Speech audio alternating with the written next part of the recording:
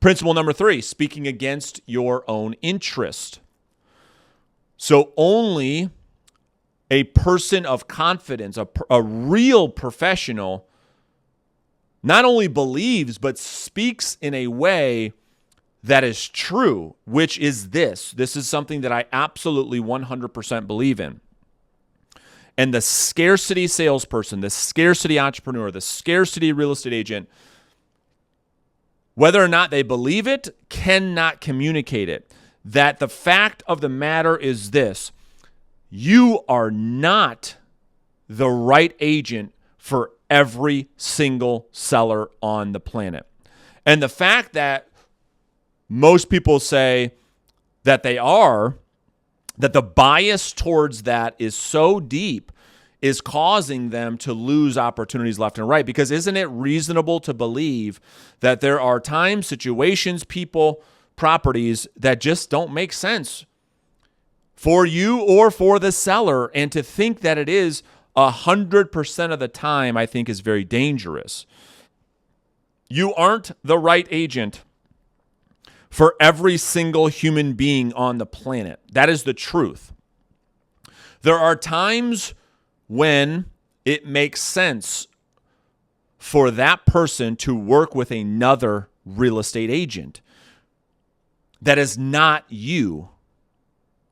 As an example, what if you find that the property is worth $500,000 and the seller isn't interested in necessarily selling unless they got $650,000?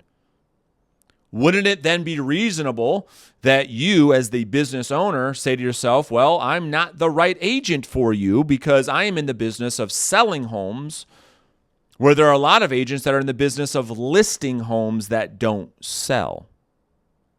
So we have to speak against our own interests to do a couple things. Number one, it's because it's real. Number two, it's the fastest way to build credibility with another human being. I want you to think about this. I want you to think about a situation where you're looking to consume something, and your guard, like every other humans on the planet, your guard is up, protecting yourself from not being sold, but to get the truth. And let's just say, as an example, you might be looking to buy a new car, as an example, and you're looking at a couple different vehicles.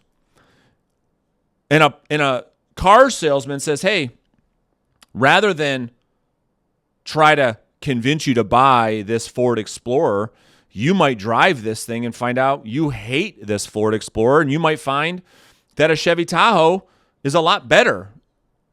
And so rather than try to decide that right now, why don't you come in, take a spin, and if it's not for you, I can refer you to a great Chevy dealership right down the road. Now you tell me, be honest, if a car salesman was to communicate that way, do you feel safe? Do you feel as though they have your best interest at heart? I would. And because he's just being honest, isn't it reasonable that the Explorer might not be for you, that the Tahoe, in fact, might be a better fit? We don't know. We've got to take a lot of things into consideration. So the prospect in this example under principle number 3 says something like this. Other agents, are willing to list the home at a discounted commission. Can you discount your commission as well? The amateur says, well, of course, I can match that. No problem. No problem. Where, just like we were talking about, the professional might say something like this. Mr. Prospect, Mrs. Prospect, I'm so glad you brought that up. And would it be okay if I shared one of my biggest concerns? There's another universal yes question. Prospect says, well, sure. This is how you get the prospects to lean in, to engage, to captivate the audience. They're like, wow, your concern. What is your concern? I asked, could you discount your commission? You say, I'm actually glad you brought that up. Can I share with you one of my biggest concerns? Prospect's now leaning in. You say, listen, regardless if we end up working together or not, right? We're always communicating from a place of abundance. regardless if we end up working together or not. And I'm not suggesting we should or that we will. There are hundreds of agents that would love to discount their commission if it meant that you would list your home with them. And if that's what you want, and it's okay if it is, listen, I might not be the agent for you. But is strategically placed here, if you're more concerned with hiring a professional that will get you the most money in your pocket, then it might make sense for us to continue talking, because commission is what you pay, and what you net in your pocket is something completely different. Does that make sense? Now we're giving the prospect a new world view that they most likely already agree with. Did you catch it? The worldview here is this, that there are times in our life where paying the least amount of money for something ended up being the wrong decision. There are times where we went the cheap route and we regretted it. There are times where the thing that was seemingly less expensive ended up being less valuable. This is the worldview. And we're trying to explain this to the seller that, listen, if your single most concern is to pay the least amount in commission, think about that, be smart. That's not what the sellers are saying. The sellers are bringing up a discounted commission. Why? Because they believe the correlation is that they end up netting more money if they pay less in commission. Is that true? The answer to that is no, it is not true. If one agent sells the house at $200,000 and charges 4%, and another agent is able to sell that exact same house, well, I'll stick on the first example, $200,000 at 4%, can't negotiate inspections, can't negotiate appraisals, can't negotiate anything. They get railroaded, and that seller ends up walking away with $187,000 as a final sales price. And then the other agent comes in, sells the house at $210,000 because she negotiated up front, and they held their ground throughout the transaction. And now we have a $20-something thousand discrepancy and a 2% increase in commission. Is the seller better off with the agent that they paid more money to? The answer is yes, because they worked with a professional. That is what we are communicating here. So when I talk about speaking against your own interest, it's to bring up the fact to sellers that you are not afraid of the fact that we might not be a great fit. And if we find that we are not, it is okay, because only somebody that can be trusted, that does a great job, communicates that way. Whereas the scarcity mindset, the person who cannot be trusted, is always convincing, always has the bias towards closing the sale, getting the person to say yes, twist their arm, discount to nothing. That is the person you need to be skeptical of. Where anything and everything they're doing is to just close the sale, is a very repelling person to do business with. When you can speak against your own interest, not only does it portray confidence, but it's the fastest way to build trust and rapport with that of the prospect. Principle number 4, knowing their darkest secrets. All right, so what are we talking about here? Isn't it true and isn't it reasonable that we already know what the common objections will be, what the common questions will be, what most sellers are already thinking way in advance of ever having to meet with a seller? Well, of course, the answer to that is yes. Yes, we do. We absolutely know the common questions, the common objections. And so what if you created a world, imagine this for a second, you created a world where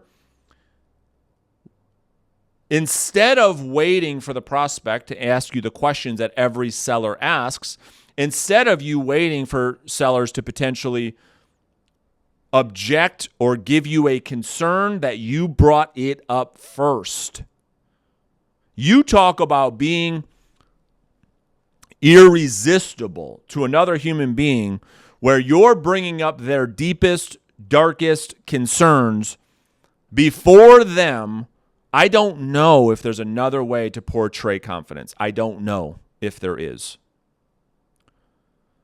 Because the scared salesperson with zero confidence hides behind every concern. They're hoping and praying that they don't get the tough questions. Ooh, I hope they don't ask that. Let me skate around that one. That's the person you got to be nervous of, isn't it? Versus the person who says, listen, oftentimes there are people that have done this thing or that thing that have questions about this, that, or the other thing. And the person's like, oh my gosh, that's exactly what it is that I was thinking. Now they know they can trust you because you're bringing up things that everybody's concerned with. Now, the counter argument to that is, why would you bring something up ahead of time? Well, because it's going to come up whether you bring it up or not. So I'm going to get in front of it versus try to skate around it. Because if the prospect brings up something and you don't, they beat you to it, you have to be on the defensive. They take the control, the influence back from you. So we're staying proactive. So it's exactly what you see on screen. Bring up the prospect's biggest concerns before they do. It's the best way to build trust, to build credibility. Here's an example. Mrs. Seller, it's not uncommon for sellers to want to list their home for more than what the data suggests. Can I share a quick story from one of my past clients that might be useful in this conversation? There's another universal yes question. What is the seller going to say? No, I don't want to hear that. They're going to say, sure.